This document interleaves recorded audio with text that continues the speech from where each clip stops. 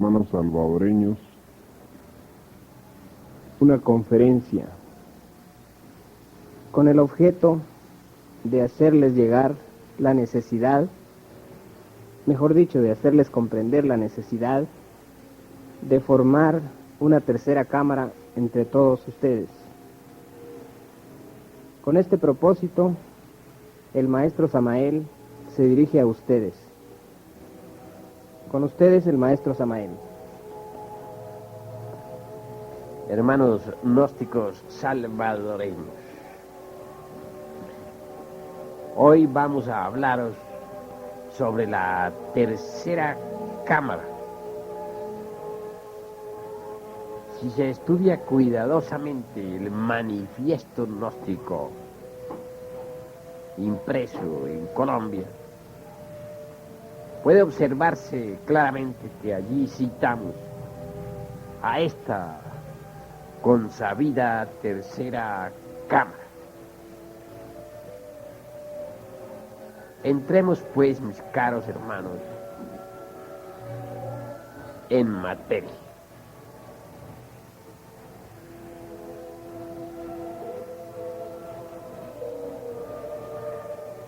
Reunidos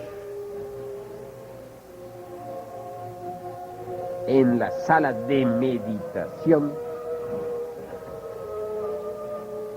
debemos ante todo estudiar profundamente el tema que nos interesa, el de la concentración, el dhyani, lo que es el samadhi, etcétera, etcétera, etcétera. Pensemos por un instante que ya estamos aquí todos reunidos en tercera cámara.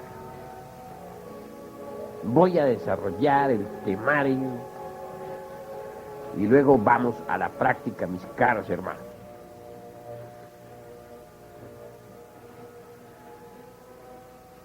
¿Qué es la mente?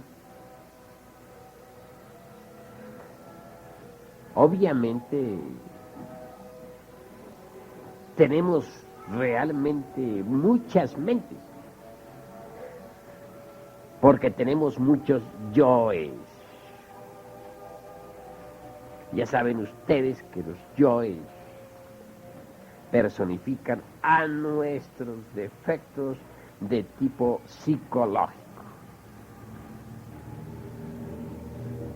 Cada uno de esos yoes demonios tiene su propia mente. Así pues, cuando se habla de una mente, no se está hablando con entera claridad. Mejor es pensar en las muchas mentes y así la comprensión se hace más evidente. Ciertamente cada uno de nosotros parece un barco cargado de mucha tripulación, de muchos pasajeros. Cada uno de esos yoes es un pasajero, y cada pasajero tiene su propio criterio, su propia mente, sus propias ideas, sus propios conceptos, etcétera, etcétera, etcétera. Cuando cualquiera de esos yoes, por ejemplo, se entusiasma por la gnosis, jura lealtad. Desafortunadamente, mucho más tarde, es desplazado por otro yo que no le interesa la gnosis. Y entonces, como es natural, el sujeto se retira de nuestro movimiento.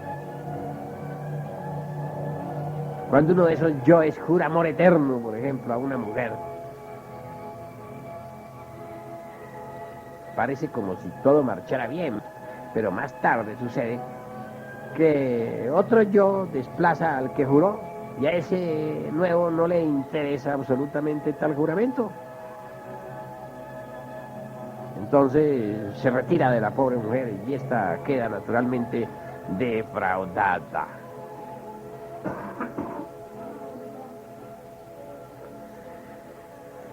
Así pues, mis caros hermanos, comprendiendo que la mente es múltiple porque tenemos muchas mentes, ahondemos un poco más en esta cuestión. ¿Qué es lo que necesitamos realmente para poder llegar a experimentar lo real, la verdad, a través del éxtasis, del samadhi? ¿Cómo llegar a tal estado de arrobamiento místico, trascendental? Esto es muy interesante, mis caros hermanos, muy interesante. Reflexionen, por favor, reflexionen. Se trata, ante todo, de conseguir la quietud y el silencio de la mente. Solo así se puede llegar al éxtasis, al samadhi. Empero, ¿cómo podríamos llegar a tal quietud, a tal silencio? Dentro de nosotros mismos tenemos múltiples yoes que viven disputándose por la supremacía. En estas condiciones, obviamente se hace difícil conseguir ese silencio y esa quietud, pues los yoes pendencieros y gritones realmente no lo permiten. Entonces, ¿qué hacer? Pues se necesita, mis caros hermanos, primero que todo, colocarse en una postura cómoda.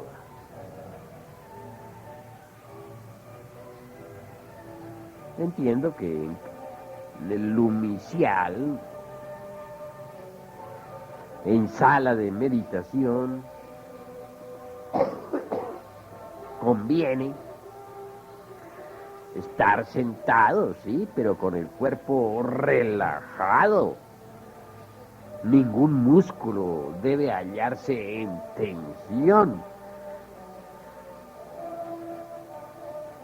En la casa es diferente, allí puede uno acostarse en su cama con la estrella flamígera, posición de 5 puntas, es decir, piernas y brazos abiertos, cuerpo relajado, y entrar en meditación. O posición de hombre muerto, la famosa Sebatsani oriental, la postura de un cadáver, los talones juntos, los brazos a lo largo de los costados, el cuerpo completamente relajado, etc. Pero repito, y dispensen ustedes que repita, en el lumicial, en sala de meditación, debemos estar sentados, obviamente. Sí, pero con el cuerpo relajado. Entendido esto, mis caros hermanos, entonces entramos en la técnica propiamente dicha de la meditación. Cerremos los ojos. Conviene que los tengamos cerrados para que las sensaciones del mundo exterior, las percepciones, en fin, todos los objetos del mundo físico, las personas, las cosas, no nos distraigan.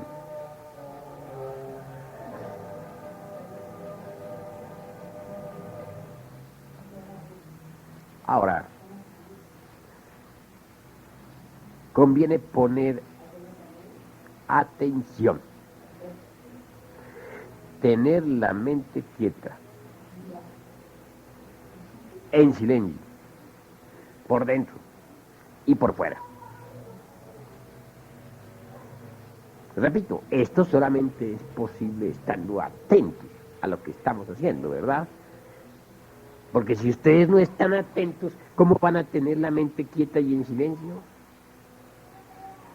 Les viene un pensamiento, les viene otro, un deseo, cualquier cosa de esas y ya la mente no está quieta ni en silencio. Desafortunadamente, hermanos, no es tan fácil estar atento.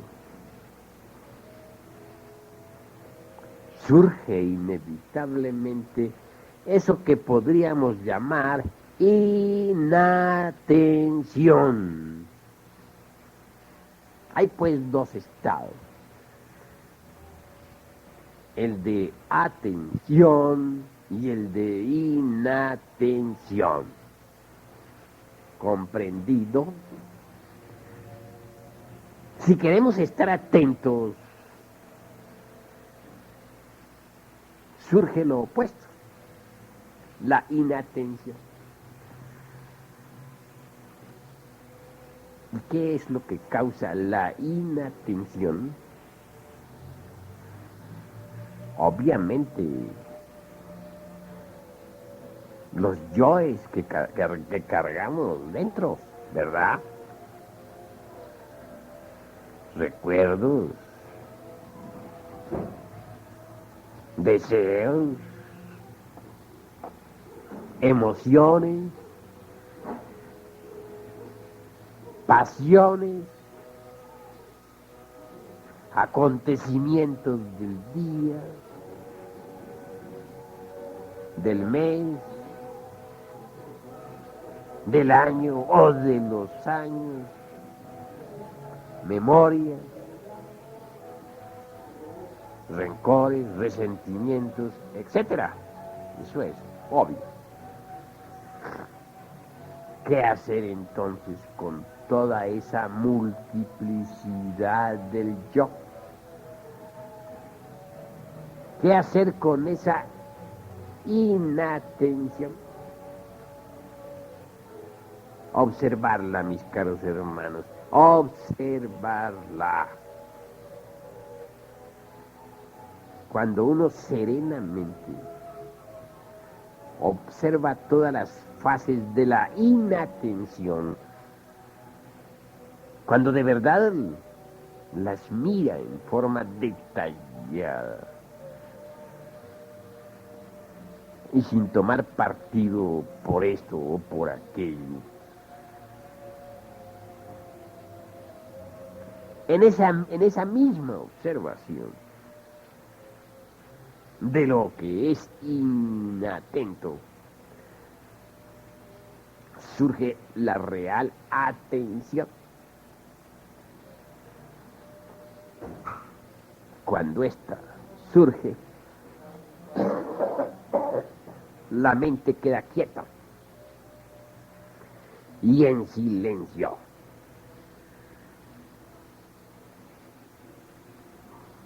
Quiero que ustedes sepan que cuando la mente está quieta, que cuando la mente está en silencio, adviene lo nuevo. Eso es claro. En esos instantes la esencia se desembotella para experimentar en el mundo de lo real.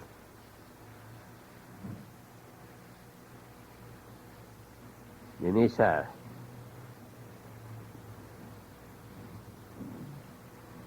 o en esos, mejor dijera, estados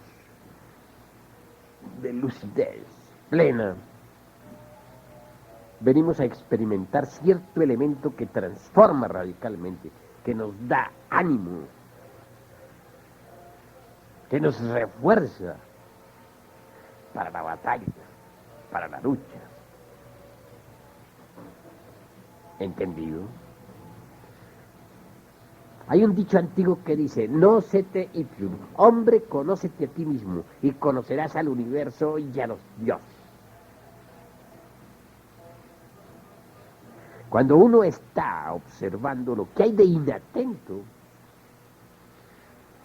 surgen naturalmente diversas cosas. Cualquier pensamiento debe ser debidamente comprendido y olvidado. Cualquier deseo, cualquier sentimiento. Todo lo que vaya apareciendo después de ser comprendido a fondo debe olvidarse. Es claro que la procesión esa de deseos, pensamientos, emociones, etcétera, tiene un comienzo y tiene un fin. Realmente tal procesión está constituida por todos los yoes. Yoes de la ira, yoes de la envidia, yoes del odio, yoes de la lujuria, yoes del resentimiento, yoes de tales o cuales escenas del pasado, etcétera, etcétera, etcétera. Al verlo, todo eso, a comprender cada uno de esos detalles, se está uno conociendo a sí mismo, ¿verdad? Solo conociéndose a sí mismo puede conocer al universo y a los dioses, de acuerdo con la máxima de Tales de Mileto, allá en la antigua Grecia, cuando todavía existían los misterios de Eleusis en el mundo físico. No es posible llegar uno a la experiencia de lo real sin haberse conocido a sí mismo profundamente. Y eso es lo que se hace cuando uno está en meditación. Se está conociendo a fondo, íntegramente, tal cual es. Resultado viene la experiencia de lo real. Porque conociéndose a sí mismo, se conoce todo lo que existe en el infinito. Eso es obvio. Distínguase entre lo que es una mente que está quieta a la fuerza, violentamente. Es decir, que está quietada a la brava, como dijéramos, y lo que es una mente que realmente está quieta en forma espontánea y pura. Distínguase entre una mente que está silenciada violentamente y una mente que está en silencio. Cuando la mente está aquietada violentamente, no está quieta. Lucha por moverse en sus fondos más profundos. Y cuando la mente está silenciada violentamente, tampoco está en silencio. Grita en sus fondos. Total, ese camino así resulta estéril. La quietud y el silencio deben surgir en forma espontánea y pura. Surgen cuando la procesión esa de recuerdos, pasiones, deseos, defectos, etcétera, concluye. En esos instantes es cuando la conciencia logra desenfrascarse para vivenciar lo que es real, eso que no es del tiempo, eso que es la verdad.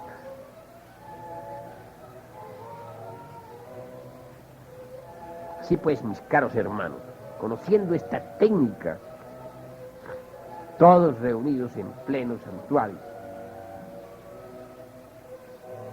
debemos meditar.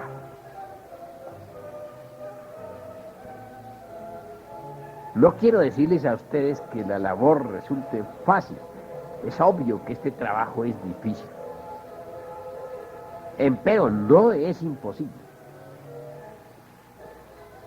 Y conduce ostensiblemente a la iluminación mística.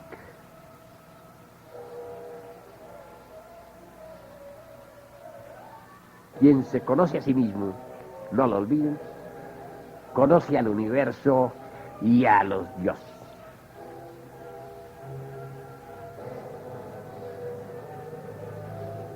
Uno tiene que libertarse, mis caros hermanos, de la mente.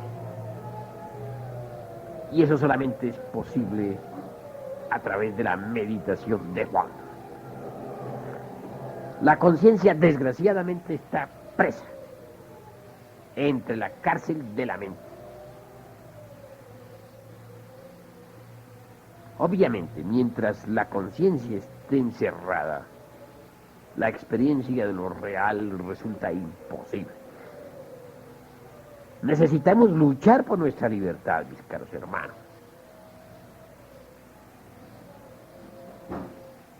Recuerden que cada uno de vosotros está preso. Y lo grave es que no os dais cuenta de que estáis presos. Creéis que sois libres y no lo sois porque estáis presos. La cárcel de la mente es horrible. Allí dentro de esa cárcel está encerrada la conciencia. El alma, dijéramos, lo anímico, lo que verdaderamente vale la pena en nosotros. Estáis en una situación difícil y no os dais cuenta de que estáis en una situación difícil. Ver cuántas gentes se dedican a fortificar los barrotes de esa prisión. Ponen avisos en los periódicos, que la escuela tal, que le confiere a uno poderes extraordinarios en la mente, que le desarrolla a uno la fuerza mental, que ahí tiene técnicas extraordinarias para dominar por medio de la mente a todo el mundo, etcétera, etcétera, etcétera. Es decir, los que están presos hacen propaganda para que los demás sigan presos. ¡Qué horror! Desgraciadamente así es. Vosotros todos, mis caros hermanos, debéis comprender en forma íntegra la necesidad de libertaros de la mente para experimentar en el terreno de lo real. Y eso, repito, solamente es posible cuando la mente está quieta, cuando la mente está en silencio.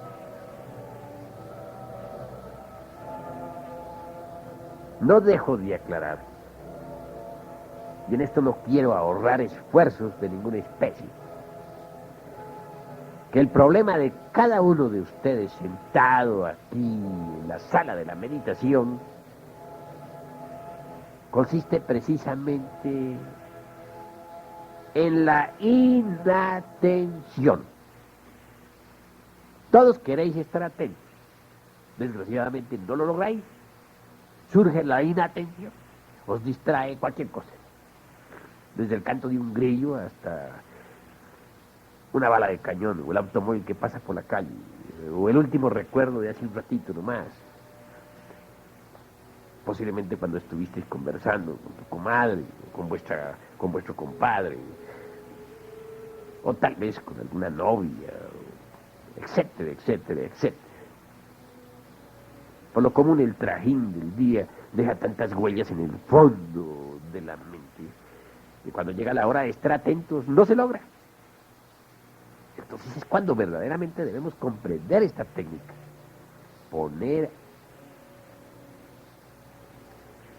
observación en la inatención, es decir, observar cuidadosamente lo que hay de inatento en nosotros.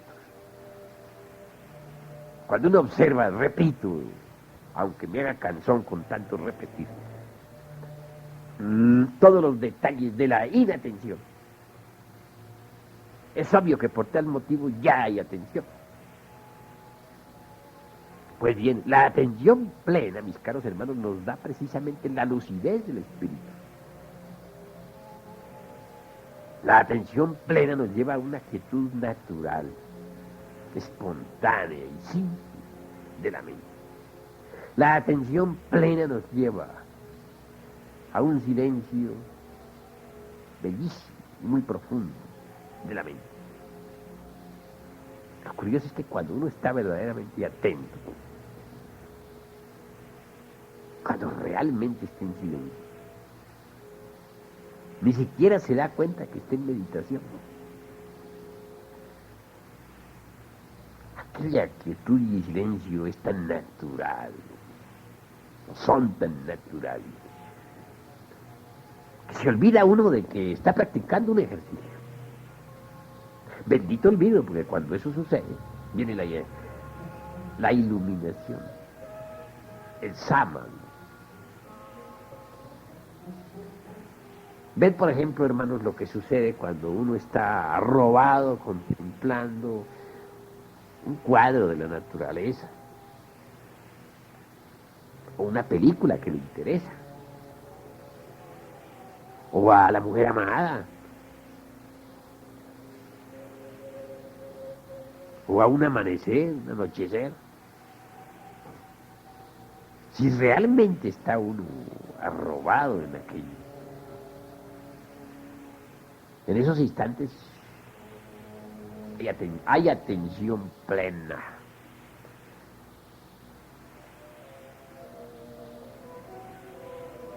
Instantes de esos son los que necesitamos para llegar realmente a la iluminación. Hay que crear en la meditación el clima favorable para una atención así tan plena. Y se crea ese ambiente favorable cuando se observa a fondo lo inatento. Entonces viene de hecho la atención natural.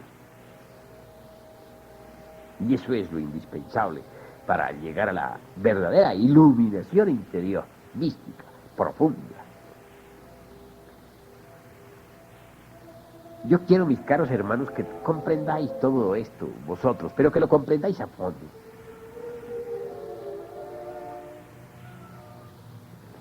Necesitamos todos, libertarnos de las trabas de la mente, del batallar horroroso de los conceptos opuestos. Necesitamos zafarnos de entre todo ese mare magnum de opiniones, teorías, autores, etcétera, etcétera, etcétera.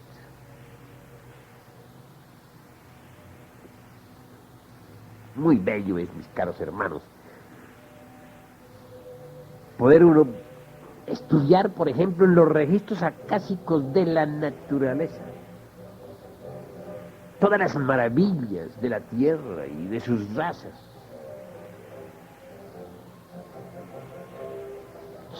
Eso es asombroso. Si uno lee, por ejemplo, a la maestra Elena Petronila Blavatsky, resulta maravillosa cuando habla sobre cosmogénesis, antropogénesis, etc. Muy bello es tener una información intelectual sobre la raza polar, sobre los hiperbóreos, sobre los lemures, sobre los atlantes, etc. Pero otra cosa uno es experimentar eso en forma directa. Sucede que en los registros acásicos de la naturaleza, nosotros podemos experimentar en forma directa. Pero se hace necesario zafar a la conciencia dentro del intelecto. Con la conciencia emancipada, podemos revisar todos los archivos sellados de esta gran naturaleza. Viajar en el tiempo. Vivir en esas épocas antiguas. Primera, segunda, tercera, cuarta raza, etcétera. Recordar nuestras vidas anteriores, mis caros hermanos. Eso es formidable, ¿verdad? Pero sería imposible realmente todo esto si continuamos presos, metidos en esa horrible prisión de la mente. Quiero que os libertéis. Y esto se hace por medio de la meditación de fondo.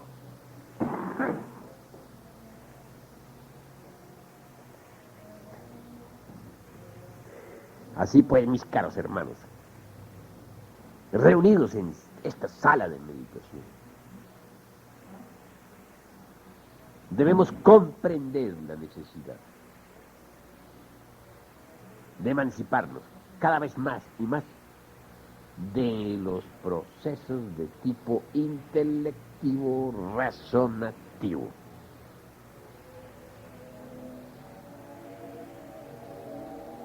Hay mantras que ayudan también.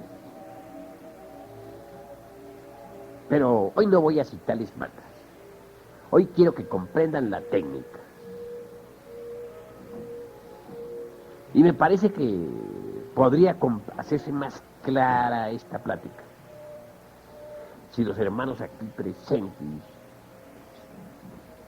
hacen preguntas relacionadas con la meditación.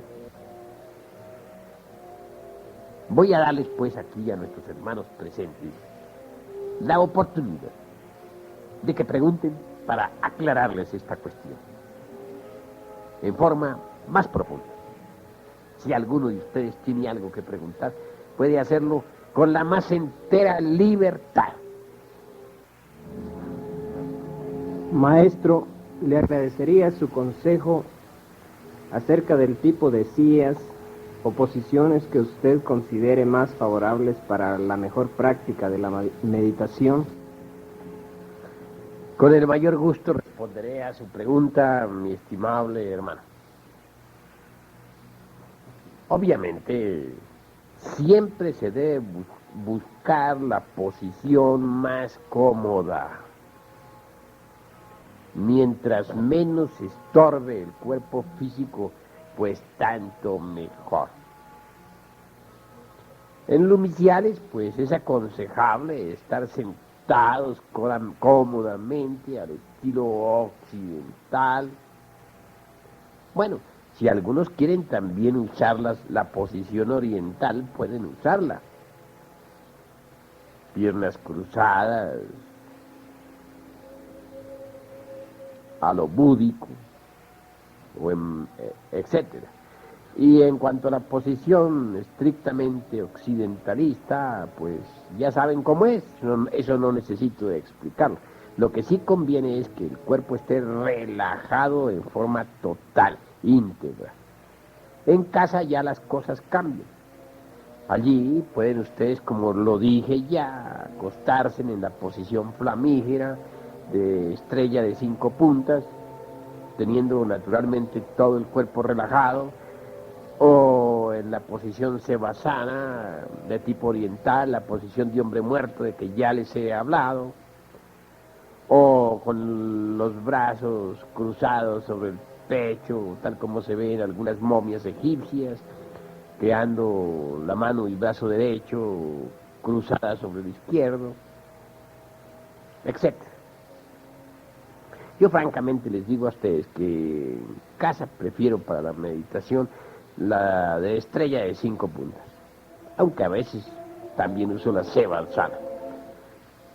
Pero ya en lo inicial cambia la cuestión. En lo inicial forzosamente hay que estar sentado. Eso es obvio. Disculpe, maestro. Quisiera preguntarle, en algunas ocasiones que he querido relajarme, he utilizado cualquier sistema de relajamiento, ya sea el de los enanitos que salen del cuerpo, o ya sea el conteo del 1 al 10. Sin embargo, a veces, debido al ajetreo del día, la mente me confunde en el relajamiento. O sea, pues que no puedo relajar bien el cuerpo porque estoy siempre pensando en los problemas de la mente. Como es necesario estar relajado para pensar o para analizar lo que surge en la pantalla de la mente, ¿cómo podría siquiera lograr el relajamiento para comenzar a hacer ello? Bueno, el relajamiento, mi caro hermano, es la técnica para dejar el cuerpo físico como se debe dejar, a modo de que no estorbe. La meditación es otra cosa, ¿verdad? No confundamos una cosa con otra cosa.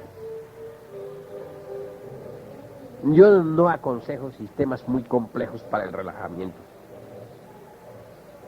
Mientras menos complejidad, tanto mejor. Sencillamente sentarse o acostarse en las posiciones que ya dije, soltando bien brazos y piernas, y eso es todo. pero soltándolos en forma de que ningún músculo moleste.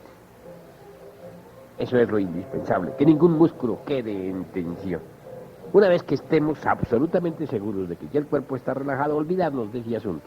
No pensar más en eso porque se podría convertir de eso en otra traba más para la mente. ¿Y para qué crearnos más trabas? Cuando uno ya relajó el cuerpo, debe olvidarse del cuerpo, hacer de cuenta que está desencarnado, no pensar más en cuestiones de cuerpo. ¿Me habéis comprendido, mi estimable hermano Batarse? ¿Cómo no, maestro?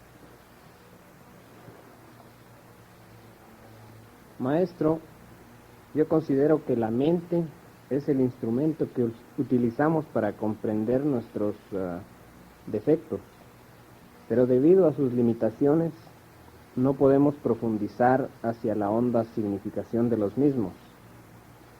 Le agradecería sus palabras al respecto de cómo llegar a esta honda significación.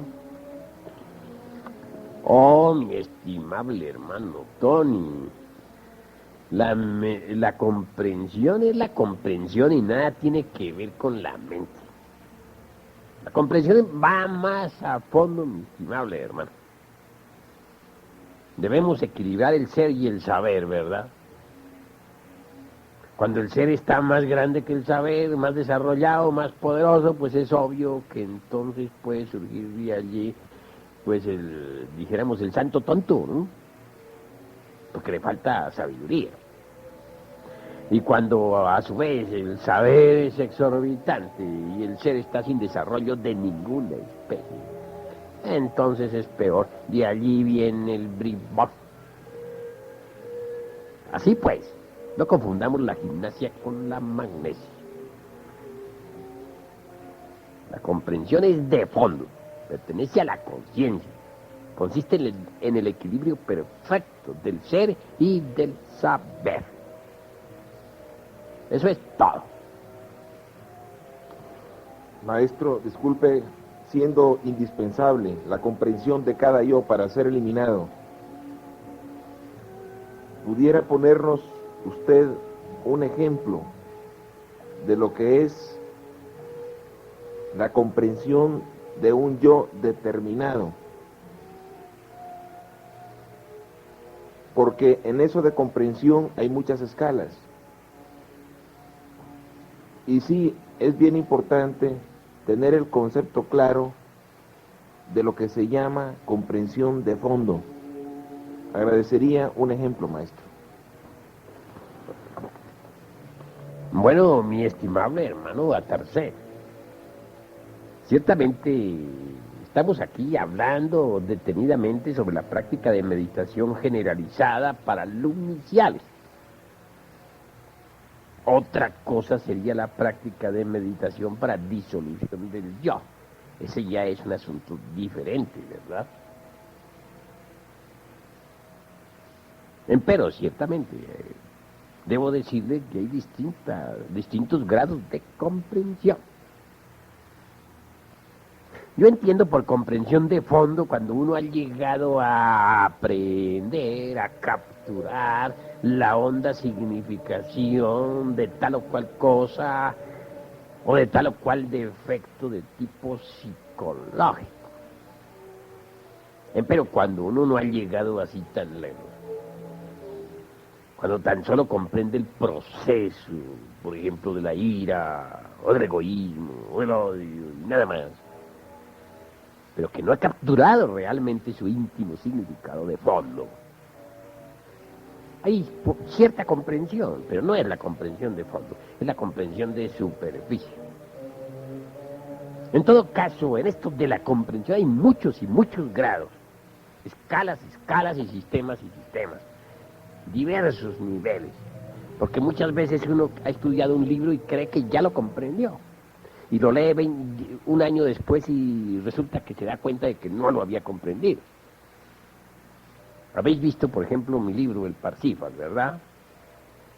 Ese es un libro para estudiarlo durante toda la vida. Sin embargo, hay muchas gentes que creen que ya lo comprendieron. Pero cuando lo vuelven a leer, se dan cuenta de que les faltaba comprenderlo más. Y si repiten la lectura años más tarde, se dan cuenta de que no habían entendido nada. que les faltaba todavía comprender. Total que esto de la comprensión es algo muy elástico.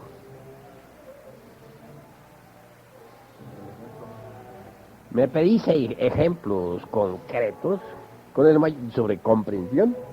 Con el mayor gusto voy a citaros uno, nada más que uno experimentado en mí mismo, porque me gusta hablar sobre lo que yo mismo he experimentado. Por ejemplo, cierto día metido bajo tierra dentro de la cámara de reflexión del Sumum Supremum Sanctuarium, me propuse, mis caros hermanos, comprender aquella estancia de Xi'an donde se nos habla del primer instante relacionado con la fecundación de las aguas caóticas. Intelectualmente siempre había entendido que el fuego hace fecunda a las aguas de la vida. Eso es obvio. Intelectualmente había comprendido que el tercer logos fecundó las aguas caóticas en el amanecer de la existencia para que surgiera el cosmos. Mas no había aprehendido su honda significación. Necesité de la quietud y silencio de la mente. Y en esos instantes me visitó la maestra Elena Petronila Blavatsky y me dijo, hay que... El tercer logos, dispensen ustedes, el tercer logos dijo a su esposa, y fecundar la materia caótica para que surja la vida. Empero, tú verás. Ella me narraba eso, sí, pero faltaba algo más, revivir yo aquello, revivir ese drama, y lo conseguí a través del Samadhi. Fui testigo de la aurora de la creación, vi el instante en que el primer logo se emanó de sí mismo al tercero. Vi el instante en que el primer logo se ordenó al tercero, diciéndole, id fecunda a tu esposa la materia caótica para que surja la vida, empero tú verás. Fui testigo de esa escena.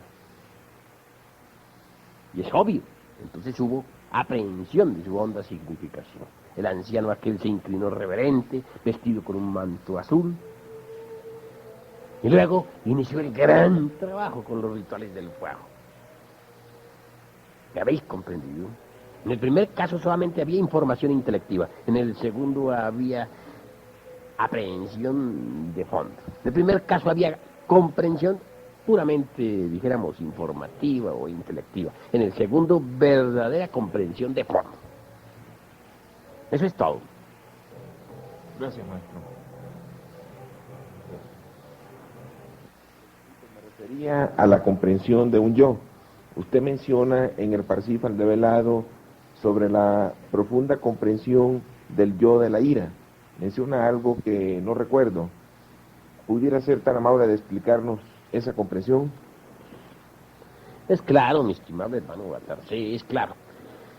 Indudablemente, por ejemplo, podemos nosotros comprender lo que es la ira, saber que tenemos ira, haber comprendido realmente todos sus procesos psicológicos en nosotros, cómo se desarrolla la ira, cuáles son sus orígenes, por qué surge ira en nosotros en un momento dado, etcétera, etcétera, etcétera.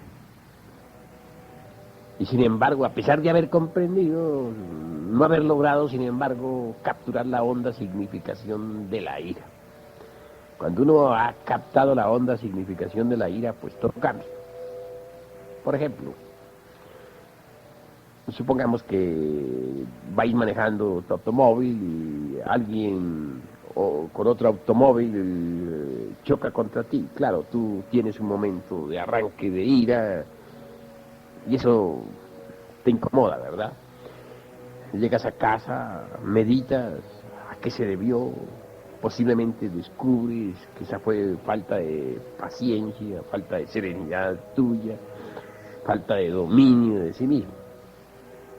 Nada más, hasta ahí habéis comprendido. Capturar la honda significación de aquella ira es algo, vamos mucho más lejos. Porque si tú capturas la honda significación de aquella ira, puedes descubrir que ella en sí misma no es más que el resultado de la ignorancia. Vienes a descubrir con asombro místico que tal choque pudo haber sido producido por la ley del karma, pero que tú ignorabas la ley del karma, que ignorabas que debías esa deuda kármica. Llegar a saber eso es haber captado la honda significación. ¿De qué? ¿De la ira? Sí, de la ira. Descubriste que esa ira había tenido base en la ignorancia, que ignorabas la ley del karma. Al ver cómo se procesa el karma, al leer en los registros akáshicos de la naturaleza. Es claro que en tercera cámara recibimos fuerza, porque realmente en la sala de meditación se establece un vórtice de magnetismo extraordinario. Nos cargamos, por decirlo así, de electricidad trascendente para seguir con firmeza en nuestras prácticas esotéricas. En casa debemos aprovechar la fuerza que hemos acumulado y practicar con intensidad la meditación. Es obvio que en la sala estamos muy asistidos por todas las fuerzas magnéticas. Es también cierto que en casa dependemos de nosotros mismos y de la ayuda de nuestra divina madre Kundalini. Las técnicas pueden ser iguales, tanto en casa como en la sala de la meditación. Pero en cuanto a la relajación sí hay una diferencia, porque uno en su casa puede tranquilamente acostarse en el suelo si quiere, en la posición de flamígera o sevasana, o en su cama, etc. Ya cambia la cuestión, mientras que en el inicial solamente puede estar sentado. En cuanto al estudio sobre nuestros defectos psicológicos, el estudio del yo, del mí mismo para disolverlo, bueno, también pueden hacerse en tercera cámara meditaciones de este tipo. Pero en esta conferencia pues, no quiero propiamente dirigirme a eso. Únicamente quiero decirles a ustedes que en la casa puede uno meditar profundamente en los yoes. Es decir, primero descubre un defecto y luego trata de comprenderlo a través de la meditación, etcétera, etcétera, etcétera, en casa. Mas no quiero, como te digo, enfrascarme en este asunto hoy, porque el objetivo de esto, de esta plática, es la meditación de tercera cámara, y el temario que hoy estamos estudiando es el de la quietud y silencio de la mente. Para no confundirlos, no quiero mezclar una cosa con otra. Maestro, disculpe, si uno en tercera cámara, por decirlo así, se durmiese completamente en su cuerpo físico, pero tuviera una experiencia en el astral, o sea, pues que uno se encontrase en cualquier lugar del astral, ya sea con conciencia o sin conciencia, pero que uno trajera vívidamente el recuerdo, ¿puede considerarse tal experiencia en el astral como éxtasis? Bueno, mi caro mano, este es un éxtasis de tipo muy inferior, ¿verdad? Porque el viaje por el mundo meramente astral es el más inferior, o casi el más inferior de los viajes. Eso es claro. Considérelo como un tipo de éxtasis inferior. Nada más. Sin embargo, ha habido un desdoblamiento en este caso, y un desdoblamiento concreto, exacto. Un desdoblamiento que debe ser tenido en cuenta porque ya es un principio, es un comienzo, ¿eh? Nunca puede uno tratar de entrar de una vez a lo más alto sin haber pasado por lo más bajo, ¿verdad? Bueno, eso es todo. Entonces, maestro, ¿en qué se diferencia perdóname, ¿en qué podemos diferenciar una experiencia en el astral de una experiencia en el mental o en el causal o en el mundo espiritual? Bueno, naturalmente, en los distintos grados de esplendor. En eso está la diferencia. Hay experiencias muy inferiores como las del astral, un poquito más elevadas como las del mental, donde hay más esplendor. Pero realmente, mis caros hermanos, lo que nosotros debemos proponernos es libertarnos de la mente, libertarnos de la materia. El astral es materia y el mental es materia. Como materia es el físico y materia el etérico. Lo que yo quiero es que cada uno de ustedes se preocupe por libertarse de la materia, por libertarse de la mente. Lo vital para nosotros es funcionar como espíritus puros, limpios, en todo el espacio estrellado. ¿Me habéis comprendido? Sí, maestro. Aquí tengo una última pregunta con usted. Dispénseme. ¿A qué se debe la falta de recordatorio de algunas experiencias en meditación? Con el mayor gusto respondo a su pregunta, mi estimado hermano Batarse. La falta de recuerdo de las experiencias místicas en meditación no se debía a otra cosa sino a falta de despertar de la conciencia. Cuando uno está bien despierto no se olvida de nada, recuerda todas sus experiencias íntimas con entera exactitud. Eso es todo. Muchas gracias, maestro. Aprendido.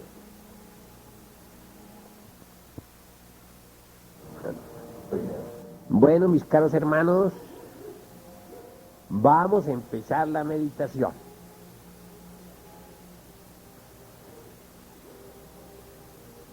Sin embargo, quiero que antes de que empecemos esta meditación, hagamos una cadena para irradiar amor a la humanidad. Todos de pie, por favor, todos. Hagamos la cadena, pues. A ver, que refuercen la cadena. Repitan conmigo, que todos los seres sean felices, que todos los seres sean dichosos, que todos los seres sean en paz. Otra vez, que todos los seres sean felices, que todos los seres sean dichosos, que todos los seres sean en paz. Otra vez, que todos los seres sean felices, que todos los seres sean dichosos, que todos los seres sean en paz. Ahora demos forma a nuestro mantra sagrado aún.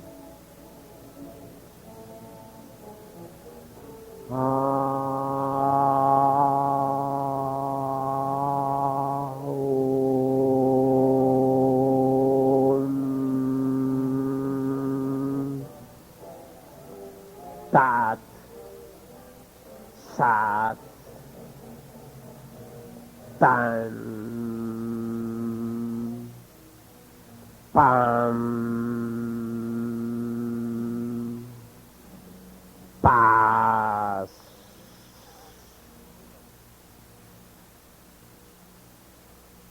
Entonemos ahora los mantras de nuestra cadena esotérica de tercera cama.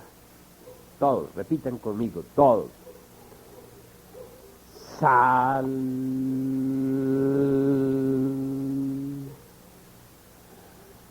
Tul.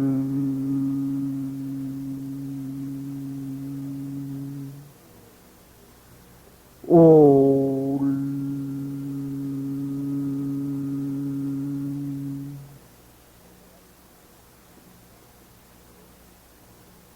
Hagan el signo del microcosmo, mis caros hermanos. La estrella de 5 puntas. Ahora, la cruz gnóstica.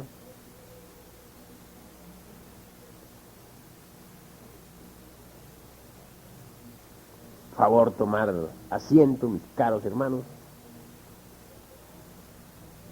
Apaguen las luces, por favor, apaguen las luces para que nada nos distraiga.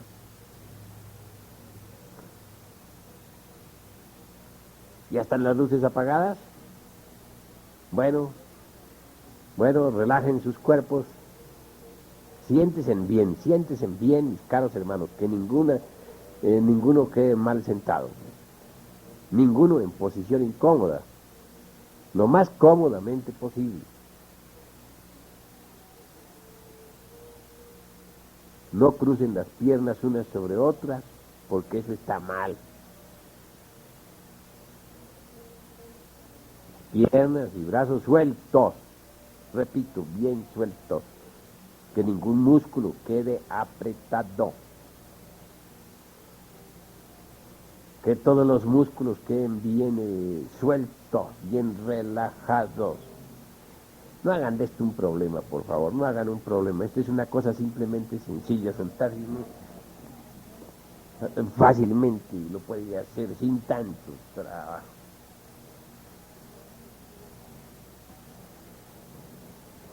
A ver, ¿ya están relajados? Para eso no se necesita de tanto trabajo, únicamente que uno esté seguro de que ninguna parte de su cuerpo está en tensión. Eso es todo. Cuanto a las manos, pues sí, colóquenlas como quieran, no se peguen de detalles, porque si ustedes se pegan de detalles físicos, tales detalles se convierten en otra traba para la mente. Nuevos problemas más de los que ya tenemos, ¿verdad? Bueno, creo que estamos listos. Ahora, cierren sus ojos.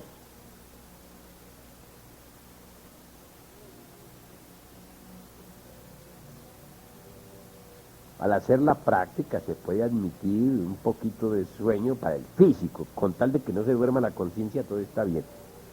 Muchas escuelas creen que uno no debe dormir el cuerpo físico, se equivoca. Cuando uno está en meditación conviene más bien que el cuerpo físico no estorbe, y no estorba cuando está dormido. Porque un cuerpo físico despierto es muy estorboso, molesta demasiado.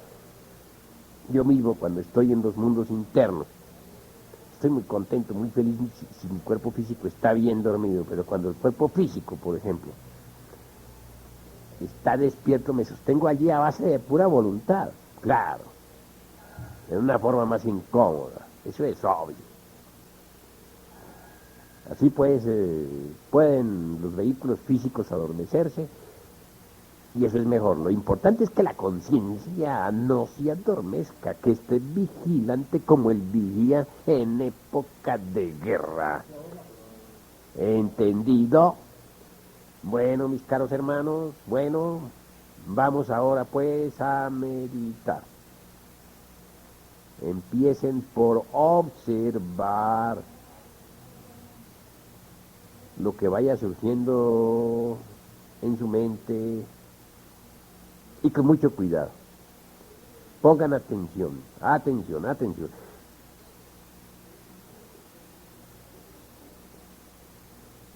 Pongan atención en lo que uno tiene de inatento. Lo que uno tiene de inatento son los deseos que van apareciendo, las emociones, las pasiones, los recuerdos de las cosas del día, del ayer, del anteayer, etcétera. Observen, por favor, observen lo que vaya apareciendo en su mente. Observen, y con mucho cuidado observen. Pongan atención en todo eso que vaya apareciendo. Pero comprendan lo que va apareciendo, mis caros hermanos, compréndanlo y olvídenlo. Y si algo nuevo surge, pues compréndanlo y olvídenlo. Y si otra cosa nueva surge, pues compréndela y olvídenla. A ver, entren pues en meditación. Adormezcan sus cuerpos físicos un poco más, un poco más, un poco más, pero con la conciencia alerta, alerta, ¿verdad? Alerta, alerta.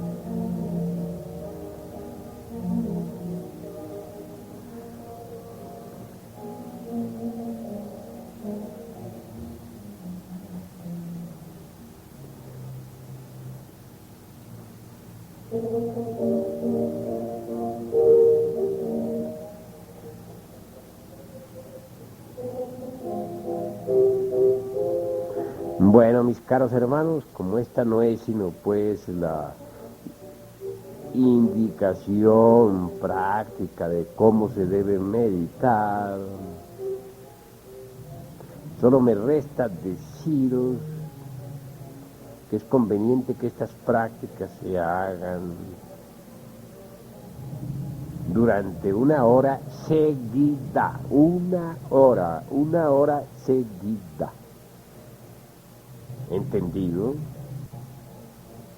Concluida ya la meditación, entonces todo lo que hay que hacer es formar la cadena. Y voy a repetir cómo se debe hacer para que ustedes me entiendan. A ver, formar la cadena, formar la cadena, formar la cadena todos.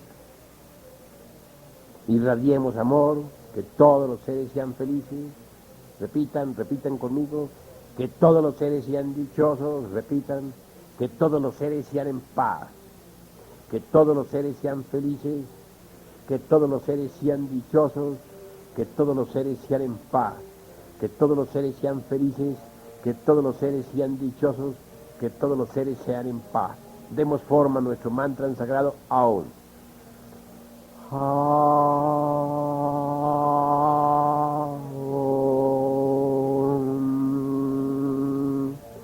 Sat, Sat, Tan, Pam, Paz.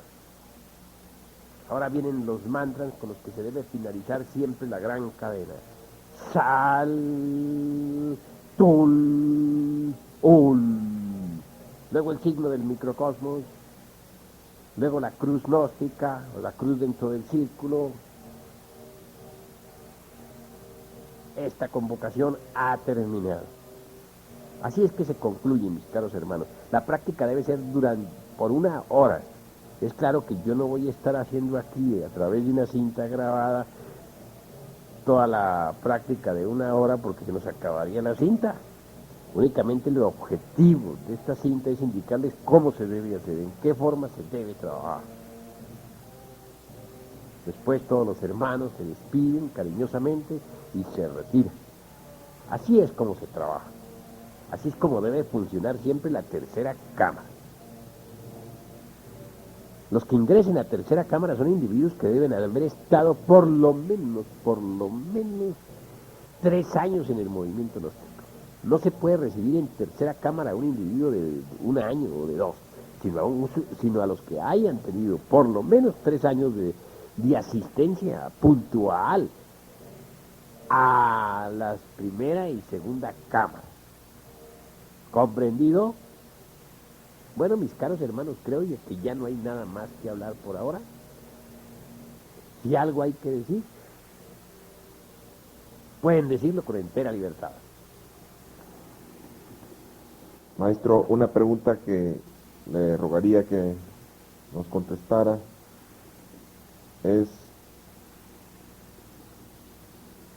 sobre qué es lo que se debe de comer antes de la práctica de tercera cámara. Y si el estómago lleno o semilleno no es óbice para realizar una buena práctica. Con mucho gusto, mi estimable hermano Batarcé, responderé a su pregunta. Para asistir a tercera cámara es mejor no comer a nada absolutamente antes. Mejor es asistir uno con el estómago limpio. Así la práctica resulta con más comodidad. ¿Entendido?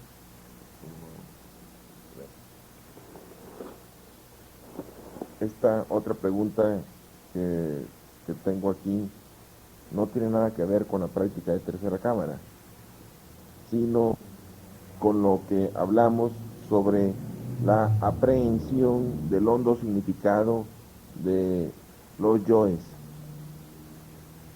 En este caso, usted se refirió al yo de la ira, y cuyo hondo significado era la ignorancia. Mi pregunta es la siguiente, maestro.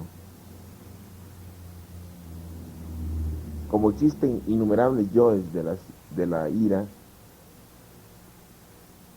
¿todos los yoes de la ira tienen como origen la ignorancia, o solo es específicamente ese yo de la ira y los demás de la misma ira?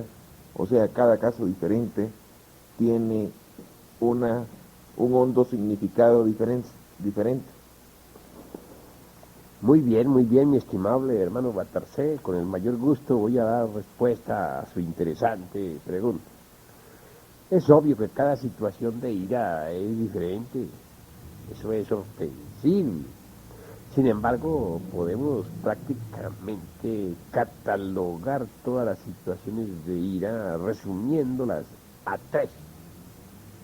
Primera, que llamaríamos ira producida por el ánimo. Dos, sería ira producida por el cuerpo.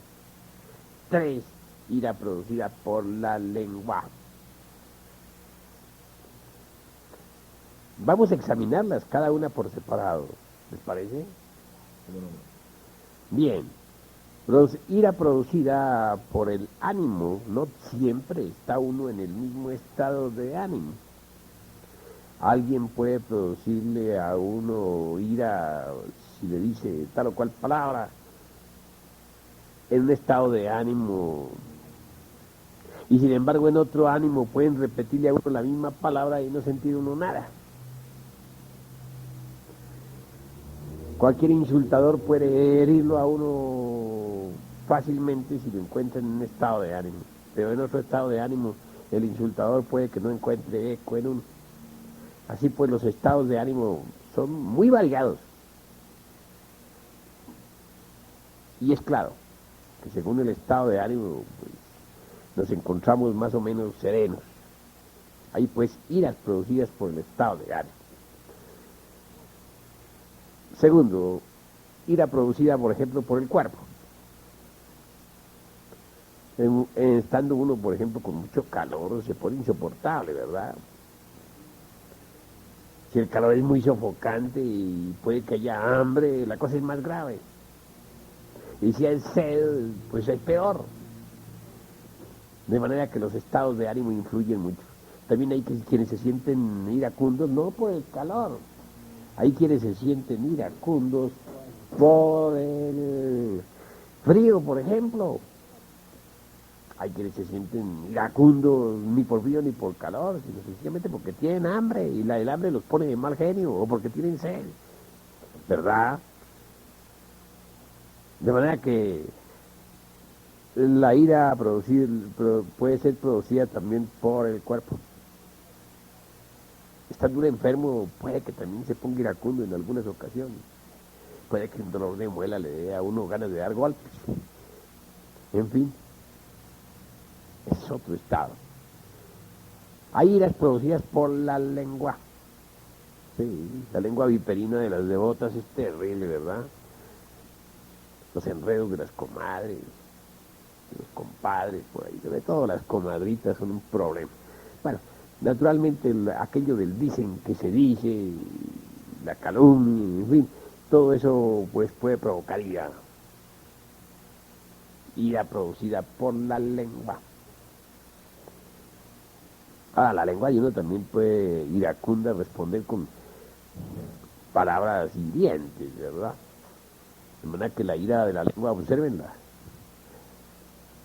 Qué curiosa, resulta de lengua a lengua. Nos insultan e insultamos, nos hieren y herimos. Usamos la palabra en esa forma, mal usada, ¿verdad? Pero así es la humanidad. Bueno, la ira, pues, vean ustedes, tiene tantas facetas. Cada situación de ira es diferente, pero todos los aspectos de la ira se reducen a 3. Mejor mencionemos esos 3 en una forma un poquito más ordenada. Cuerpo, ánimo y lengua. ¿Entendido? Aprender la honda significación de todo eso es importante. Por ejemplo, nos calumnian. Y claro, si nuestro estado de ánimo no está muy bueno, nos sentimos ofendidos. Y reaccionamos violentamente. Interesante sería después comprender, y además de comprender, llegar a captar la honda significación. Cuando captamos la honda significación, cambia el panorama. Puede que aquel que nos ha calumniado o que nos ha insultado sea una víctima nuestra. Sí, puede haber sido víctima nuestra en una pasada reencarnación. Puede que nosotros hayamos herido a aquella persona y ahora está reaccionado con nosotros, vengándose, aunque en forma inconsciente. En este caso es un karma que nosotros no habíamos entendido, pero cuando ya lo entendimos, entonces hemos capturado su honda significación. Sería muy largo extendernos en todos estos detalles, pero ya lo saben, si hay algo más que aclarar, pues pueden preguntar, mis caros hermanos. Maestro, dijo usted que la comprensión no era de la mente, y luego en otra parte nos dijo algo acerca de la comprensión intelectiva. ¿Cómo es eso, maestro? ¿Me puede explicar? Bueno, mi caro hermano, aparentemente hay una contradicción, ¿verdad? Sin embargo, subraye usted la palabra intelectiva. Subrayela y vaya al fondo. Yo quiero ante todo que comprenda usted a fondo el significado de todo esto. Cuando dije comprensión intelectiva, no me limité realmente a intelecto. No, quise ir más allá del mero intelecto. Por eso le digo, subraye. Pero como el intelecto naturalmente es el instrumento de manifestación aquí en el mundo físico, porque sirve de vehículo a la conciencia. Aunque está prisionera dentro del mismo intelecto, siempre sirve de vehículo. Naturalmente, por eso hablé de información o de comprensión intelectiva. Lo hablé, dijéramos, en una forma convencional. Porque la comprensión, repito, y subrayo, no es intelectiva. Pero aclaro, el intelecto sirve de instrumento a la conciencia. Naturalmente, sirve cuando quiere servir, ¿no? Cuando uno logra dominar la mente. Desgraciadamente, son muy pocos los que saben dominar la mente. ¿Entendido? Sí, maestro, muchas gracias. Maestro, en una pregunta que le hicimos anteriormente, tengo una duda acerca del relato que nos explicó usted, que tuvo en el interior de la tierra, en el Summum Supremum Santuarium de Colombia. Quisiera que nos volviera a repetir este relato, puesto que En la grabación considero que no quedó muy claro. Con el mayor gusto, hermano, arrojaré lampos de luz sobre lo que antes dije.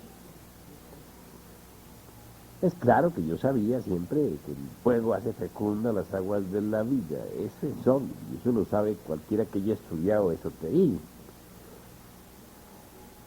Pero en mi presente reencarnación me faltaba hacer más conciencia de eso, es decir, aprender la honda significación de esa verdad. Logré capturar esa honda significación en la cámara de reflexión del Sumum Supremum Santuario, que la Blavatsky me haya visitado en astral perfectamente, así fue. Ella todo lo que hizo fue repetirme lo que estaba escrito en su Cosmogénesis. Podemos subrayar así. El tercer logos hizo fecundas las aguas caóticas para que surgiera la vida. Así repetimos, así simplificamos. Sin embargo, eso no era todo, yo necesitaba ir más a fondo. Y lo logré. Asistir realmente, o mejor dicho, revivir el amanecer del Mahabharata. Digo revivir, porque en nombre de la verdad tengo que decirles que ciertamente yo fui testigo de la aurora del Mahabharata. Pero en mi presente reencarnación necesitaba revivir ese recuerdo trascendental, divinal. Y vi perfectamente cuando el primer logo se emanó al tercero, ¿sí? Cuando le habló diciéndole, y fecunda a la materia caótica para que surja la vida, empero tú verás. Le dio libertad para obedecer o desobedecer. Y el tercer logo se inclinó reverente ante el primer logo. Estaba bellamente vestido ese tercer logo, con su manto azul hasta abajo, su blanca túnica, qué belleza en su rostro, sus ojos azules donde se refleja todo el panorama del infinito, esa nariz aquileña, ese labio fino y delicado, todo él resplandeciente, magnífico. Fui testigo de eso, como fui testigo del trabajo ritual que se hizo en los 7 templos del Caos. Bueno, al experimentar lo trascendental, pues aprendí, capturé la honda significación de esa verdad que está escrita en Cosmogénesis y que todos los hermanitos de las diversas escuelas repiten, pero que no han logrado realmente vivenciar o experimentar en forma íntima. ¿Entendido? Sí, maestro, muchísimas gracias.